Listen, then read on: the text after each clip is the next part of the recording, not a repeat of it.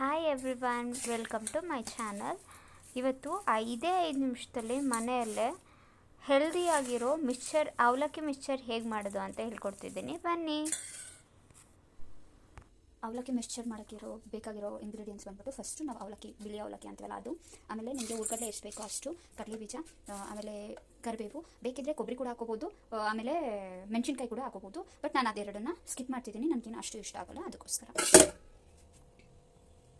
ಮೊದಲು ಬಾಣಲೆ ಇಟ್ಕೊಂಡು ಬಾಣಲೆಗೆ ಎಣ್ಣೆ ಹಾಕೋತಿದ್ದೀನಿ. ಸ್ವಲ್ಪನೇ ಎಣ್ಣೆ ಸಾಕಾಗುತ್ತೆ ಇದಕ್ಕೆ. ಇದು ಕಾಯಿಲಿ. ಎಣ್ಣೆ ಕಾದ್ಮೇಲೆ ಇಲ್ಲಿ ಇಟ್ಕೊಂಡಿರೋ ಒಂದೊಂದನ್ನು ನಾವು ಫ್ರೈ ಮಾಡ್ಕೊಳ್ಬೇಕಾಗುತ್ತೆ. ಫ್ರೈ ಮಾಡ್ಕೊಂಡಾದ್ಮೇಲೆ ನಾನು ಹೇಗೆ ಫ್ರೈ ಮಾಡ್ಕೊಳ್ತೀನಿ, ಆಮೇಲೆ ಅದಾದಮೇಲೆ ಏನೇನು ಇಂಗ್ರೀಡಿಯೆಂಟ್ಸ್ನ ನಾವು ಆ್ಯಡ್ ಮಾಡಬೇಕು ಅನ್ನೋದನ್ನ ತೋರಿಸ್ತೀನಿ.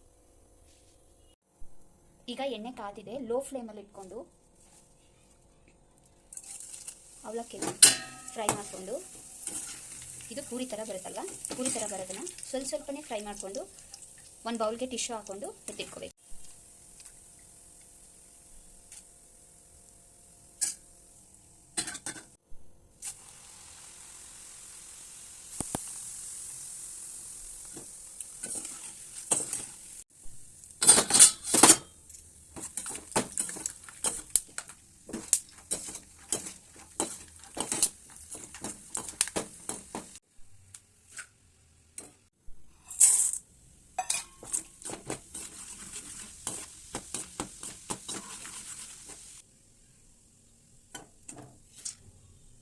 ಈಗ ಇದನ್ನು ಆಫ್ ಮಾಡಿ ಹಿಂದೆ ಬನ್ನಿ.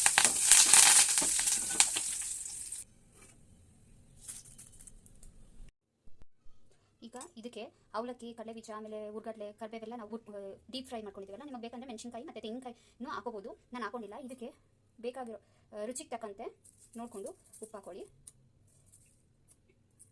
ಆಮೇಲೆ ಸ್ವಲ್ಪ ಅರಿಶಿನ ಪುಡಿ, ಆಮೇಲೆ ಖಾರ ನಿಮ್ಗೆ ಜಾಸ್ತಿ ಬೇಕಂದರೆ ಖಾರ ಜಾಸ್ತಿ ಹಾಕ್ಕೊಂಡು, ಬೇಕಿದ್ರೆ ಚಾಟ್ ಮಸಾಲೆ ಕೂಡ ನೀವು ಹಾಕ್ಕೊಳ್ಬೋದು. ಹಾಕ್ಕೊಂಡು ಚೆನ್ನಾಗಿ ಮಿಕ್ಸ್ ಮಾಡಿಕೊಂಡ್ರೆ ಮಳೆಗಾಲದಲ್ಲಿ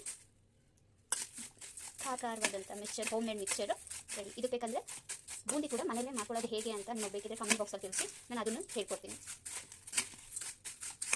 5 ನಿಮಿಷದಲ್ಲಿ ಮನೆಯಲ್ಲೇ ಹೆಲ್ದಿಯಾಗಿ ಯಾವುದೇ ಟೆನ್ಷನ್ ಇಲ್ದಿರ ಆರಾಮಾಗಿ ತಿನ್ಬೋದಂತಹ ಅವಲಕ್ಕಿ ಮಿಕ್ಸ್ಚರ್ ರೆಡಿ.